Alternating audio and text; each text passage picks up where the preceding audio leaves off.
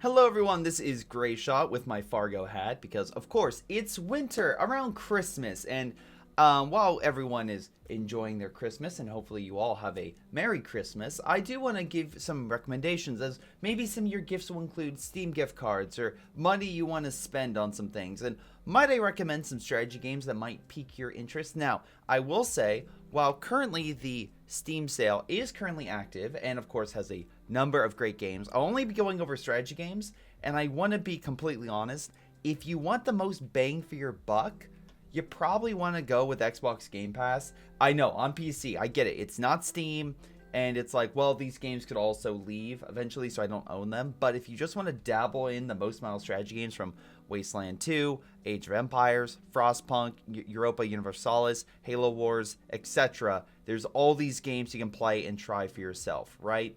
I don't know why, for example, I think Halo Reach is here in the strategy game tier list, but you know what, Panzer Corps is here. We got ourselves Total War, Off-World Trading Company, Dune, etc. Lots of good stuff here that you can try and see if it's, well, if it fits, and if that way you don't have to spend $5, $10, $20, $30 on a game that, hey, maybe it's your thing or maybe it's not, but at least you can dabble in so many for a very, very cheap cost. So that's my initial recommendation, though again, most of these recommendations will be me going over Steam and kind of highlighting, of course, deals and what I recommend, maybe what I don't recommend, etc. So let's get to it, shall we? First up, we have Company for Heroes 2. Of course, I'm going to recommend this because, again, I've put so many hours. Now, with Code 3 coming around the corner, which, by the way, if you are interested, there I will leave that link down below.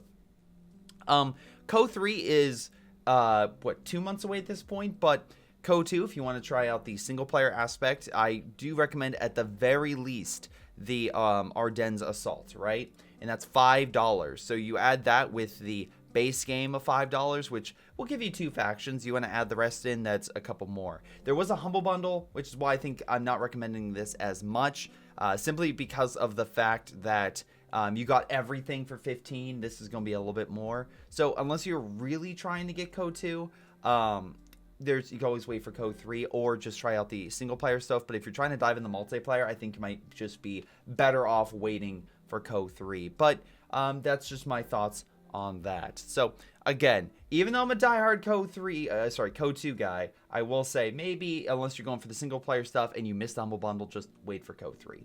FTL, this is a game $250. Classic. I mean, it literally came out 10 years ago, so it is up there in age. But if you just want a game that you'll sink, I sunk dozens of hours, maybe 100 hours in this game. It's so damn good, and I love going through each run. And again, it's brutal, it's difficult. You can make it more challenging depending on how you want to take this. And you will die multiple times. But you know what? I've had a blast with it, and of course, for $250, that's so cheap. I have to recommend it. Next up is a game that came out this year. Again, I don't think many people picked it up, but I recommend it. It's called Kaiju Wars. This is a strategy game that is, again, turn-based, and you're trying to use the military's weapons to take down and to delay and stop these giant kaiju monsters that are reminiscent of classic, like, 50s, 60s tokusatsu giant monster films, aka guys in suits destroying stuff, but it's so good.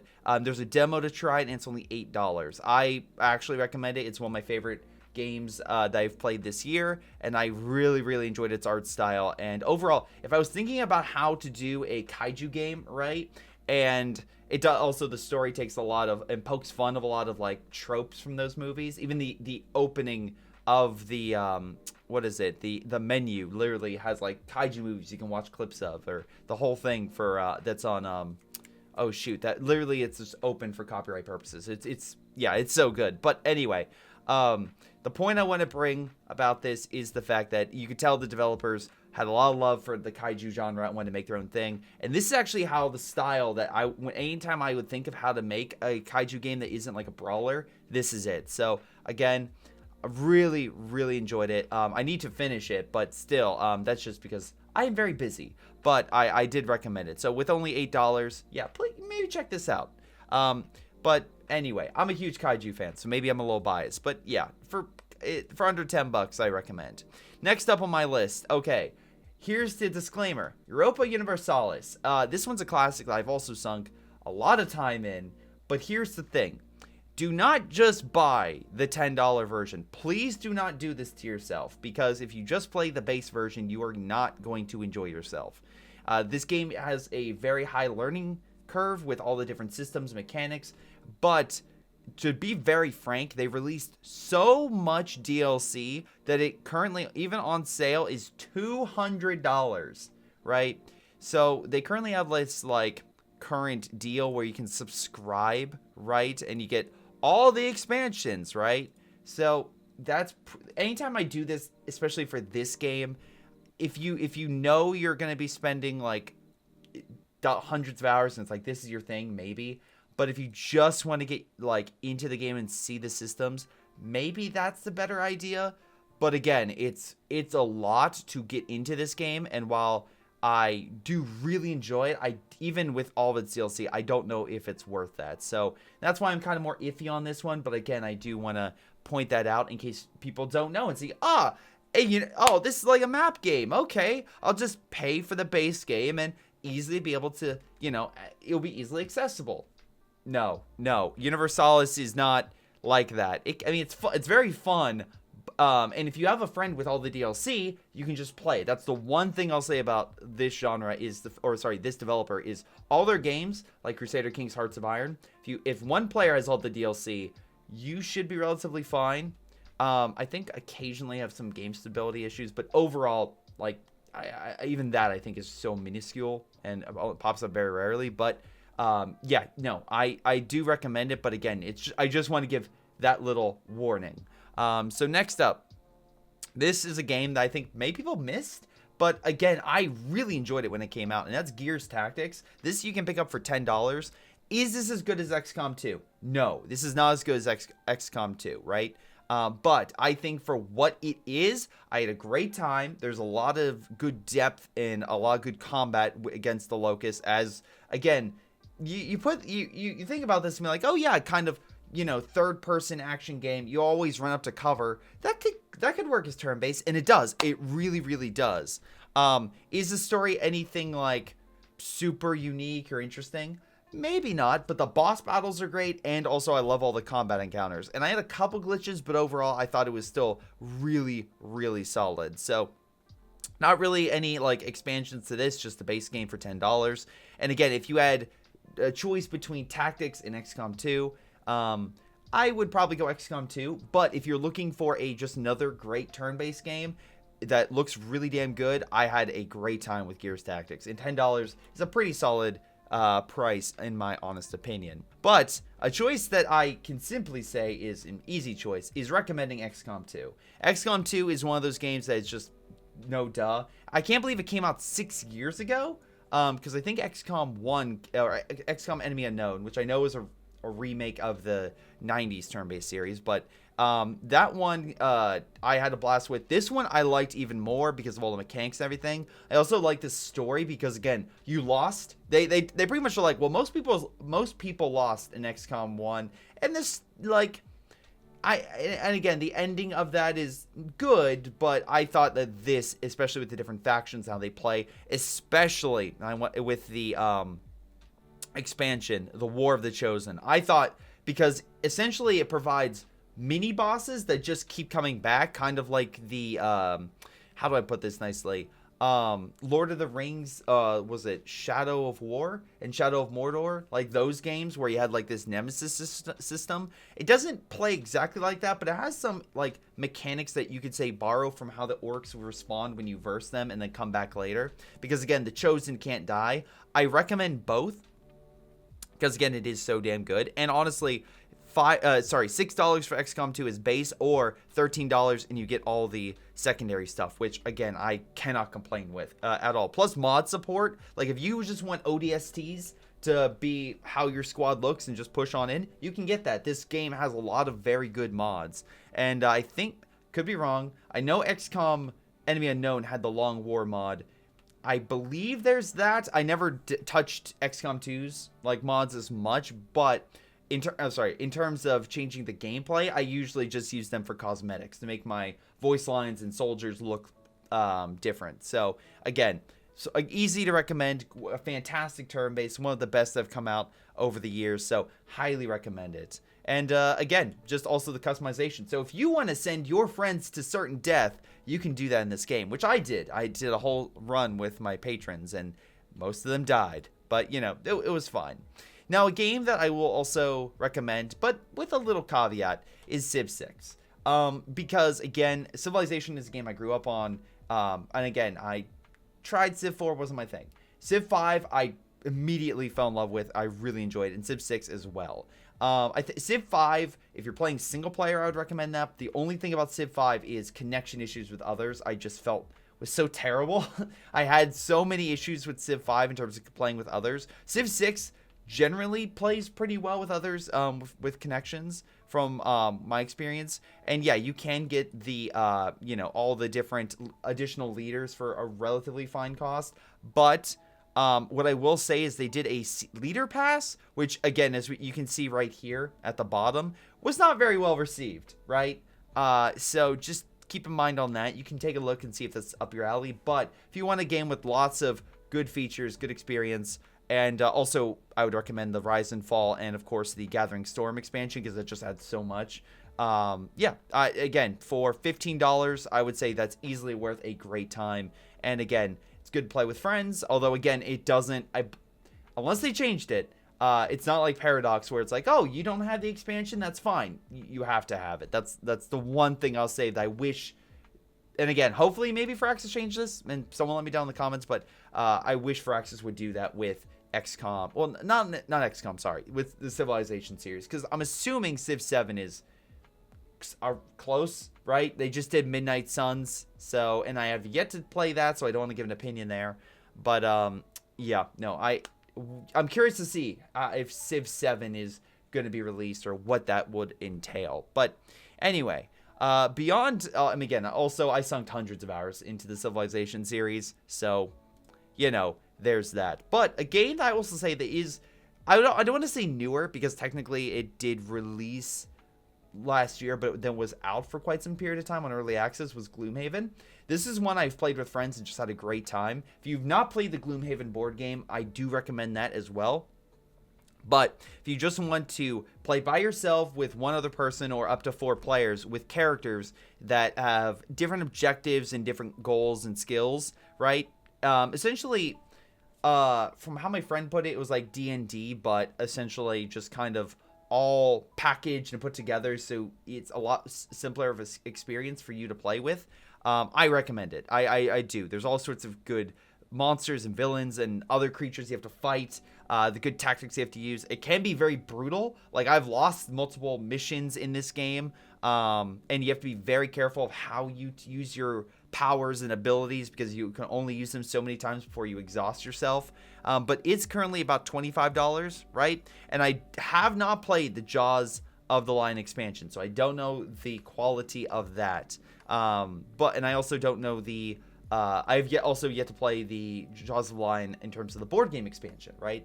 But as someone who for a year was every Sunday going with a group of friends and playing Gloomhaven on the weekend, I can't recommend Gloomhaven enough as the board game, though setup time is always a bit of annoying, but the PC experience is a lot more streamlined, and I thoroughly enjoyed it. So again, highly recommend Gloomhaven, and again, it's just a great game with friends, whether as a board game or on PC. But anyway, another game that came out recently, and this year in fact, was Starship Troopers. So I played the most recent like free expansion they gave to this, and it's like free missions they gave with chemical weapons.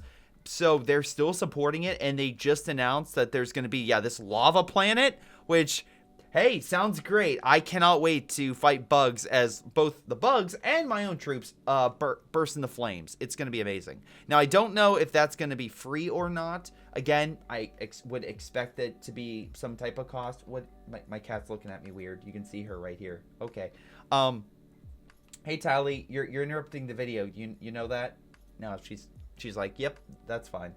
Anyway, the one thing I'll say about this is it is entirely single player, right? And there are scenarios and stuff you can do, more limited, but I will say for the price, it's not bad, right? For the price of what you're getting, it's only about $24 for a new game and a single player game that I enjoyed. I really liked the campaign, and also I like the different missions. For a game that literally, because a lot of games fall into this trap, right? Of just hold out against waves of enemies. The game that would be the most obvious that they're going to do that, hold against waves of bugs, is honestly, I really liked all the different units, all the different mechanics, everything they involved into the campaign that made it interesting, right? The campaign, like, no mission feels the same. It's not gonna be like, all right, hold against waves of enemies, right? That was one of my issues with Halo Wars 2. I wish I had more like gameplay depth like Halo Wars 1. But I really, really did enjoy Starship Troopers 2. Again, if you want to check out some of my videos on my channel, I recommend that. But, and also a dev reached out when I did my anticipated list last year and said like, hey, thanks for the recommendation. But yeah, I still recommend it. I still think it's probably one of the best strategy games of the year. So again, check out Starship Troopers for a fantastic single player experience. And even though it is more recent, $24, I think that's a good price, especially for a game that is still being provided free missions and free like additional content months and even I guess a year after it's released. So again, check it out. And again, positive buzz. My only thing I will say negatively about this game is the difficulty spike is a bit extreme for the second half, and the what's it called? Being on a mission for too long, at least for me, caused my game to start having some issues and bugs. I don't know if maybe for a game with giant bugs, yeah. But again, I can't say that it's perfect in terms of performance, but it is still pretty good, except for that one mission where I was there for, I think, 2 hours trying to beat it, and it did start to chug, and I was losing my mind. But beyond that, I do recommend it. Again, one of the best surprise experiences and most fun experiences I had this year. So, beyond Starship Troopers, there was another game that came out, and that would be Dune Spice Wars. This one's still in early access, but again, they are still providing updates. That would be as well, let's see here, the new faction that they got released. They added some new air units and everything. Apparently, there are, again, new modes and, again, more additional heroes, aka leaders that you can pick that kind of change the gameplay variety. This one's $24. And it is different than Starship Troopers, because while Starship Troopers is a completely single player, Dune is you spawn on a map, right? And even though they say 4X, it's not really like, it's not a story. It's like, don't expect a Dune story in this. It's not. For me, the most fun I had was playing with friends and just competing with each other on the surface of Dune and trying to get resources and duking it out. Calling it a nuke on someone, or just causing like taking out their spies or something like that, like, or causing a worm to eat their men. Like, it's stuff like that that makes it a thrilling experience for this game. But again, very different than Starship Troopers, because that is very well defined, good single player missions. This is more of a wide open kind of multiplayer against AI or human landscape that you can just have fun in. Again, also pretty well received, and again, with the constant updates they've been doing, pretty solid. You can get it right now, like I said, for $24, and I feel confident in saying that. I know some early access games are games that you may not recommend, right, because they're still trying to refine. This is in a good enough state where even though it's in early access, I would still recommend it. So check it out, and again, it is a great Dune game. So hey, if you like the movie and looking for a more of a fantastic Dune experience before, was it the MMO? I think there's an MMO that's coming out, but again, I'm always iffy with MMOs. Hey, check out Dune Spice Wars. It's fantastic. So another game that came out recently that unfortunately I need to put more time in, though generally is well received, again, is Age of Empires IV. Again, something that has a long history. I know people are really, really enjoy the what's it called, Age of Empires 2, right? Even 3 to a certain extent, but Age of Empires 4 is one that you can pick up for $24 as well. Has a very interesting, almost like pseudo documentary kind of style, but not single player, and then like a ton of factions in multiplayer. I know some people complain that it didn't have as many as Age of Empires 2, and I'm not an AoE like diehard, so I don't know, but to me, every single faction felt unique and different. And for when I looked at Age of Empires 2, most of them are generally the same with like 1 or 2 modifiers, kind of like Civ 6, where you have a lot of nations that are relatively the same except for a couple buildings and a couple units. So, and that's how I guess Civ is able to have so many different factions that, and again, there's certain ways to change up that flavor in Civ 5 and Civ 6 with the different leaders and stuff. But overall, yeah, if you're interested in that style of game, it's 40% off. But if you want a better deal, you can always go and get Xbox Game Pass. Because again, this game, like I mentioned, is on there, and you can try it for cheaper. So you can find out if it's up your alley and better fit. So, and I will say, one thing I did like about the game itself was how I could go to a player's history and just pull up replays. That's something that I truly did like.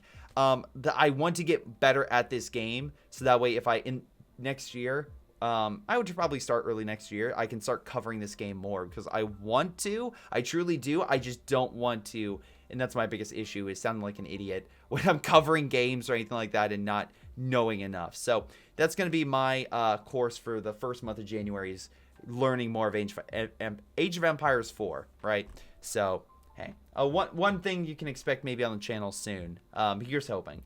Because I sometimes say that a lot, and I'm just like, stuff happens at work, and I can only get to so many games, but I do want to spend more time with this. So, anyway, Crusader Kings III, it currently is 20% off. This one my brother absolutely loves. He thoroughly enjoyed Crusader Kings III. For me, I've never been a huge fan of medieval fantasy. That has not been my thing. Right? So for this sort of map game, it just doesn't have my interest as much. Like, I'm sorry, it's not my forte. Like, for me, I like more industrial area. So Vicky has a lot of problems, and I'll get to that in a second, but I love that setting. So I just, again, that's an easier fit for me. This is a better game than Victoria 3. So if you want to pick it up, there you go. Just note that this probably will fall into the same fate as, I'm assuming, Europa and Hearts of Iron, where there's going to be additional expansion, stuff like that you'll need to get to have the best experience. And right now, that's a total of $60, so it's only about $20 more for everything. But just something to keep in mind with a lot of these games. Though, again, if your friend has the DLC, you can play it with them, and you'll automatically get those updates. Might be hard to master them if you're not playing, if you're playing with others rather than by yourself and kind of learning it. But still, at least you have that option. And again, you can test it out with Game Pass, because it was on Game Pass on PC. So just something to keep in mind. But while we're on the subject, Hearts of Iron 4. This is one I have so much fun playing. Look, there's a lot of DLC for this game. Right now it's $84 for the base price of $10. And you can do that subscription thing as well. This one's not as unreasonable as Europa, from just how many there are, but again, it can be expensive quite quickly for getting all the expansions. This one, again, you can just jump into it with a friend, but I always love this one because compared to Universalis, where it takes possibly a day or two, it takes like 20 to 30 hours to do a multiplayer session in that game and complete it fully, right? Hearts of Iron is one you can complete a multiplayer session with friends in, like, if you go at a good speed, within like 3 to 6 hours, right? It's and also there's a number of mods and other things that can support this game, as well as Europa Universalis, right? And others. So there's a lot of pluses to it, and again, I like the combat in this. I love watching the combat. Again, there's a reason why Bo Cohen and Isaro and Alex the Rambler and stuff, I love watching their videos, because just the alternate history scenario in terms of like monarchy Germany invading a communist UK or something ridiculous is always just fun, or just watching units just get encircled and be like, wait, what just happened? Like, those moments with this gameplay are surprisingly fun. And again, there is a lot of depth to this game, but there's also plenty of good videos stuff like on that. So just note that if you do want to get into this game and you have a friend who has the DLC, it is cheaper, but just note that if you want the full experience, yeah, it is a bit more. It is a bit more than $10 price point. So just keep that in mind, I would say. But one I know that people are going to question me when I recommend is going to be Victoria 3. This one just came out, and I actually have been enjoying it. Again, there are problems with it. I'm not going to lie. I wish countries had felt more unique, because some of them do feel a little bit similar. But again, same thing with Hearts of Iron. Like, I think there was like, what, 6-8 focus trees when that originally came out. I also wish the combat had a little bit more depth to it. But overall, I still have a very fun time with this game. Is it worth $45? I think that's going to be up to you, honestly. If you like the setting, if you want more of a market game, then yeah, it could absolutely be worth it, right? But just take note that most of the time you're playing this game, you're kind of managing your economy and politics. So you're looking at this screen, and then I'm trying to see. There's the technology. I'm trying to see. Okay. Yeah, and you're managing your economy, right? So you're kind of switching between a number of those screens and kind of mainly focusing on that. But overall, I still have a very fun time just playing as, I don't know. What have I played recently? Japan. I played Japan recently, and it was me trying to figure out a way to expand, but the UK kept annoying me. So what I found was, okay, my economy can't necessarily fight a war with the UK, but I can fight a war. What is a nation they won't go with? Oh, they're rival with Spain, the Philippines. I can force Spain to capitulate it, but while they're in another conflict, and give me the territory, right? And kind of leverage that. And again, the economy wise, it's you just trying to manage everything and just trying to build up to become that great superpower and have that GDP that can take a whole war's worth of pain and suffering. But like, I can economically survive this where your enemy might not be able to. So you have that. Again, is it worth $45? Maybe not, but I've had a great time with it. But I know there's some people who are just like, it's not up there, and that totally makes sense. It does not hit that quality that, or the potential that it has. But I think with additional updates and stuff, and at least there's enough people that are playing it, I think that Paradox will get around to it. This isn't oh god, what was it? Roman Invictus. Oh, it's not Roman Invictus. What am I thinking of? But it's the one about Rome that kind of just went downhill very quickly that I was excited for, because like I was interested in that one, but yeah, no, that one wasn't good. Another game that came out this year, and this will be the last game I currently cover on this list, is Gigabash. Now, for those who are like, what the hell is this? This is not really a strategy game.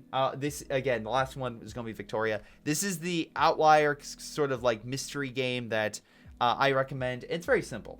Growing up, I played Godzilla Save the Earth and Godzilla Destroy All Monsters on Xbox, and that was some of the most fun I had growing up, right? Is playing that beat 'em up game where you're just duking it out against others as giant monsters, right? In this, you're doing it. It's not the exact same. The camera angles don't get as close as they do with Godzilla, Destroy All Monsters or Godzilla Save the Earth, right? There's Unleashed, but Unleashed has its own problems that I think they were running out of money at the time, so they're having issues. But I give them credit for what they were able to try to achieve, because I remember waiting every day for, like, what's the new monster going to be announced for Godzilla Unleashed, right? So for this, it's a number of their own custom Titans, but they just had a DLC that brought in Godzilla, Destroya, Gigan, and Kiryu, aka Mechagodzilla 3, right? And that's $10. So overall, this would be about a $36 game. Let's see. Oh, $36, right? But overall, it's a fun combat game. I played quite a bit of it with 151 and had a really fun time. So if you're looking for something that reminds you of your childhood, or you played Godzilla Save the Earth or Destroy All Monsters and kind of want something similar to that, the combat isn't exactly the same, but it is very fast-paced, very fun, all sorts of different monsters and abilities. So I had a great time playing with him, and I still want to play with 151 with this and just master a lot of the moves and fight sets and stuff. So again, I recommend it. It's not the most popular, and I wish it was more popular. So hey, give it some love if you wish. Is it worth maybe $26? maybe not if you're not a diehard kaiju fan, but again, as someone who is, it's absolutely worth the price and absolutely worth the additional DLC characters. So, again, those are my recommendations for, right now for the holiday season, if you're looking to pick up some strategy games and that game as well. Oh, I should also mention, something as well. It does have cross-platform support. So if you play Gigabash on PlayStation and then you have and your friend has a PC, technically, yeah, there is that option. So hey, positive stuff. But anyway, that's going to be it for me and my recommendations. Some of my personal favorites of the year as well on that list. But yeah, I'll probably have maybe a list of my favorite games and explain why maybe a little bit later. But if you're looking to pick up stuff on the sale, there's some of the best stuff I could find, and at least stuff maybe to get with maybe a disclaimer, right? So, hopefully that helps you guys find some awesome stuff. This has been Greyshot17, and have a Merry Christmas, a Happy New Year, and I'll see you guys next time. Hello, everyone. This is Greyshot17, and before y'all go, let me give a special shout out to Patreon supporters Joey G240, Milam, BigChuche, Aphyria, Ace, PyroShark, Tony B95, Epic Pleb. Thank you all for your incredible support and helping me grow my channel and support my channel and everything I do. Thank you, and to the rest of you, thanks for watching, and I'll see you guys next time.